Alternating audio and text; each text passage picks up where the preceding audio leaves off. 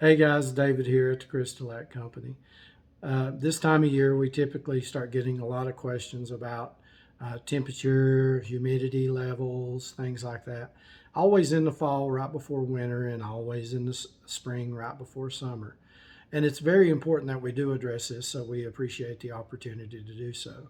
But stay tuned and find out more about Reducer Retarder by the CrystaLac Company. Okay, so here we go. First off, Reducer Retarder. Pretty self-explanatory in the description. Yeah, we don't have any fancy name for it like Quicksilver or, ooh, that's pretty cool. We don't have anything like that for it, but we like to keep things as simple as we can. Actually, we used to sell the same product as a reducer and put it in a different bottle and a different label and call it retarder. So instead of purchasing two labels, we decided to just combine the two, and that works great for either or. So keep that in mind. CrystaLac Reducer Retarder. All right, hold on a second. We're going to get to talking about it. Okay, so let's talk about the reducer portion of CrystaLac Reducer Retarder, what it's designed for. Over the years, we found that it's virtually impossible to find that perfect viscosity or thickness or thinness of a product, a water-based product especially, to meet every individual. Out of the hundreds of thousands of customers that we have, it's really hard for us to determine what each and every one of you will need. So we came up with, when spraying especially, spraying can be quite difficult, and it really depends on the type of project and your skill level and the type of equipment.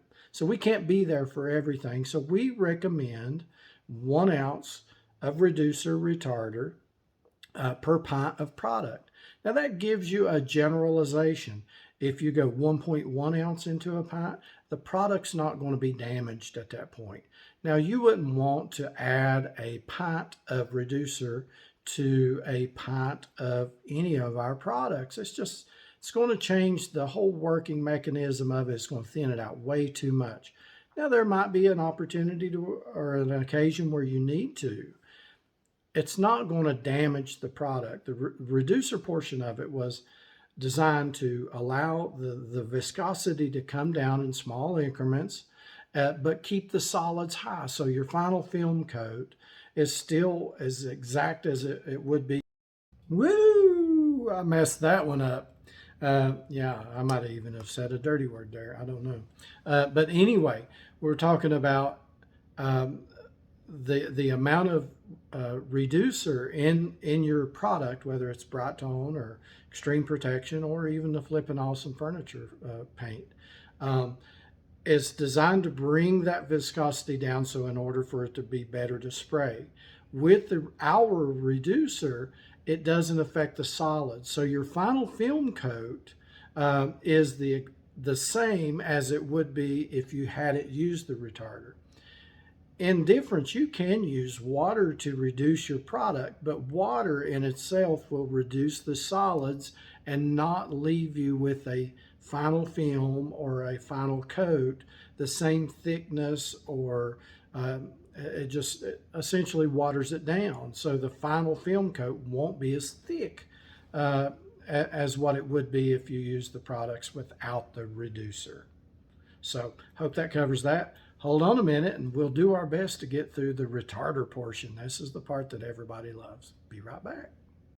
Okay, lots going on here at the Shepherd Hacienda today, so I have to kind of keep taking breaks and taking calls. But let's go ahead and jump on this retarder subject.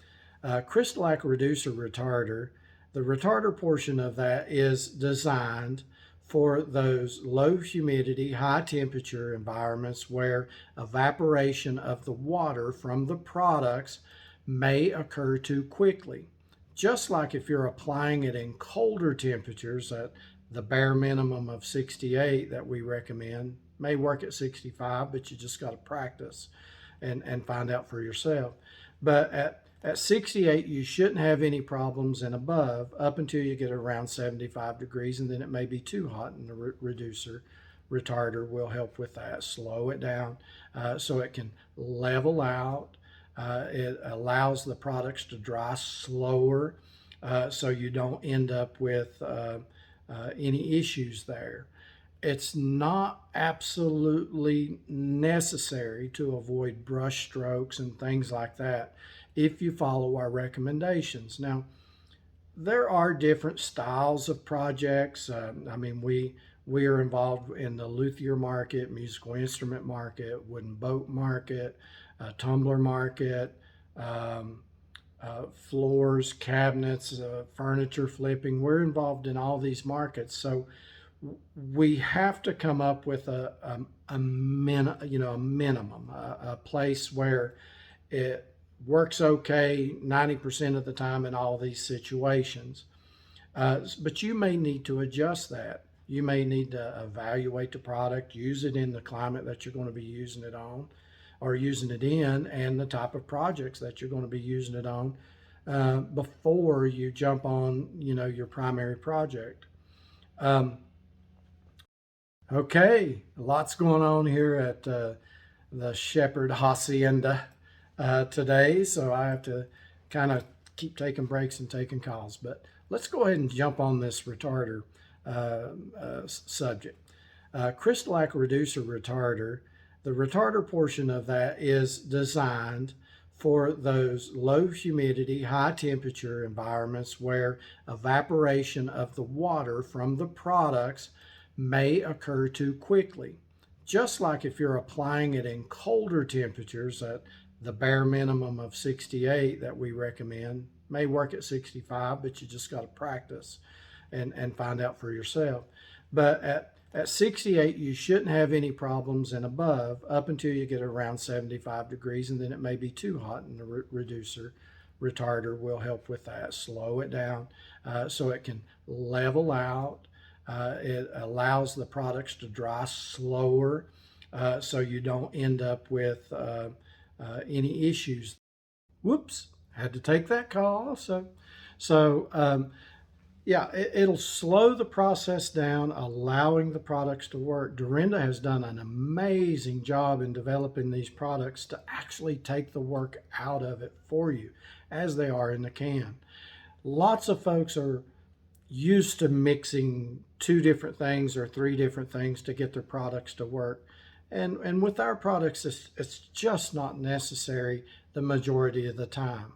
So it's really important to understand that it's okay to use the reducer retarder in those spraying situations where your equipment's not working properly, or in those super dry climates, no humidity and high temperatures, and you need to slow it down. But it's not necessary for the typical average product if you follow our recommendations. So let's talk about those recommendations next. How about that?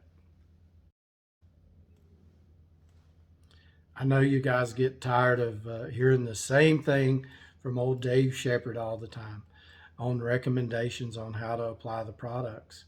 Now, whether you're doing a $800 guitar body, a $8 tumbler, or your grandmother's or great-grandmother's hutch, the basic principles always apply. I call them 5 basics, and hopefully I can pull those out of my head as I do this video. Number 1, always, no matter the type of project that you're working on, it's very important to determine the type of prep needed for that. For guitars, you want to make sure that that your body or the piece that you're working on is the way you want it before you start applying coats. I told an individual yesterday, we were having a conversation, and essentially a rough body on a guitar will equal a rough finish. It's going to make it harder for you in the long run. So get that sanding done, get your body where you want it, things like that before you start applying your finishing products, whether you're using CrystaLac or some other company's products. Secondly, temperature. This is the one that folks have the hardest time with, it seems. that we see a lot of, folks. Well, it's 65 in my room. We'll hear a lot, or it's 68, and it's I'm getting streaks, or I've got lines in my finish, or it's just not working properly.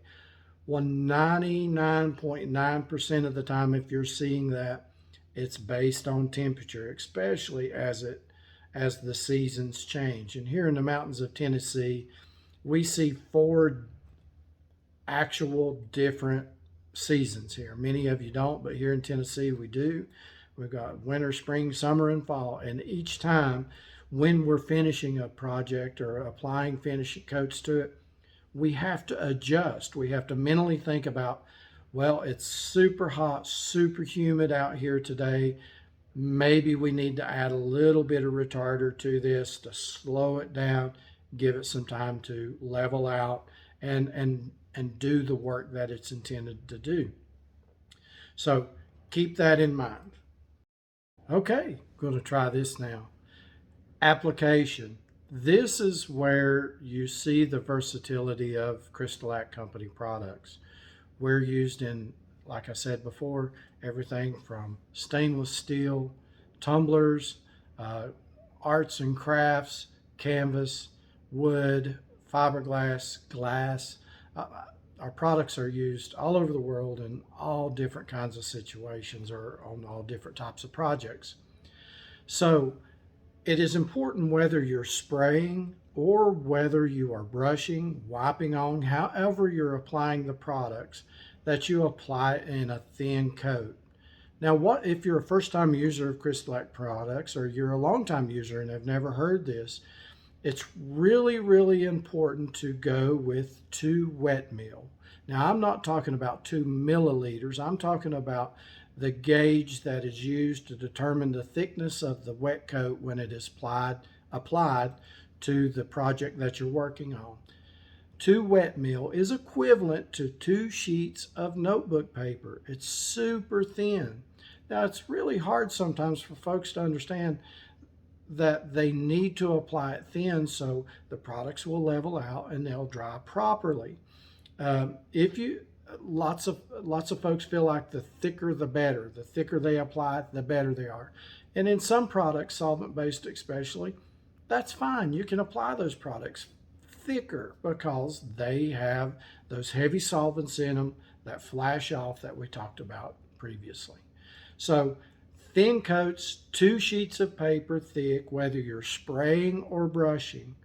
If you modify that, you may have the skill level, the equipment, or the talent to be able to do it, but expect longer dry times. And if you don't work very quickly on your project and get it all down very quickly so everything has time to dry or level out before it starts to skim over on top and dry, then you're going to be selling yourself short. You're going to end up with streaks. You're going to end up with what a lot of the times we'll call overworking it. Things like that, trying to get it smooth, and it just ends up making a mess. Stick with the thin coats.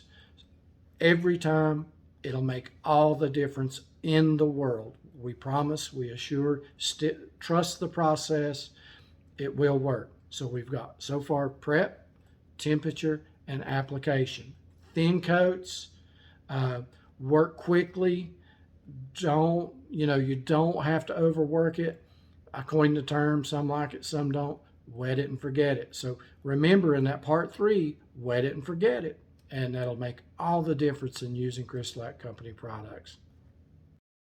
Okay, so we're up to part 4. We've covered prep, temperature, application, and now, very importantly, is dry time. Dry time is affected by the thickness of the coat that you apply on the project. It's also affected by temperature. Those 2 things are so very important. So as the CrystaLac Company, we recommend 2 sheets of paper thick, depending on the style of or the type of project that you're working on, anywhere between 2 to 4 hours of dry time. Like for example, our tumblers, we recommend with those folks because they use so many other different kinds of products in combination with our products, glitters and glues and things like that. We recommend more dry time with those than perhaps we would a wooden tabletop that you're only going to be applying 3 coats to. So trust the process. Your dry time may be a little different than the person doing a different type of project, but in general, 2 to 4 hours dry time between coats above 68 degrees is going to be really key in determining our next step, and that's cure time. You want that dry time. Give yourself that. If your project calls for a 2-hour dry time, give it the full 2 hours, and even more if the temperature's at that low level of 68 in that area. Give it a little more dry time in that situation. Or if you have used the retarder, you want to double. On our recommendation, 1 ounce per pint, you want to double your dry time. So you could go from 2 to 4 hours to 4 to 8 hours in that situation when using the retarder. It slows it down that much. So when using the retarder, add more dry time to it. It's really important. So follow those recommendations, read the labels, or reach out to us on any of the dry time questions that you may have. 2 to 4 hours. When using the retarder, as we recommend you double it. So hold on a minute, and we're going to finish this up. Okay, finally, part 5. We've covered prep, always, no matter the type of project. Temperature, always, no matter the type of project. Application, always, no matter the type of project. And dry time, always, no matter the type of project. Follow our recommendations to be successful. It's not hard. It may be different, but we've took the work out of it for you. Now, finally, cure time, or as I like to call it, harden up time. Many folks believe cure time is the time in which all the evaporation occurs and the product or the project you're working on is ready to use. Well, that's just not necessarily the case. Cure time is that which will normally occur within in using solvent-based products, it's usually within 72 hours where the off-gassing occurs. It's usually around 72 hours. Up to some oil-based finishes we've tested can take 45 to 60 days, even up to 90 days in one situation on an oil-based product for that to off-gas. Off-gassing is not the cure time on its own. Off-gassing can occur very quickly. With CrystaLac Company products, there's very little off-gassing because we don't have any product that is more than 1% VOC. There's no heavy solvents in there. The off-gassing is essentially the water evaporating from the finish and letting it start to harden. So we talked about thickness of coats. That's very important. Let's say, for example, you apply 5 coats at 4 wet meal or 4 sheets of paper, and you give it 2 hours worth of dry time in between coats. Essentially, you've extended your harden up time, or as some call it, cure time, doubled. You have essentially doubled it at that point. You've doubled the thickness of coat. You've kept the dry time the same. You didn't double your dry time. You've used retarder. You didn't double your dry time. All those things, you're essentially doubling, and in some situations, you can triple the time that it takes for that product to reach its maximum hardness. Water resistance, all that feeds into that. So we'll see projects, especially in the tumbler market, where folks applied their final coat on Tuesday. They wait 4 or 5 days to ship that tumbler or that cup out to their customer, and the customer gets it. They have it another week. So you're up to about 2 weeks harden up time. It's not ready yet.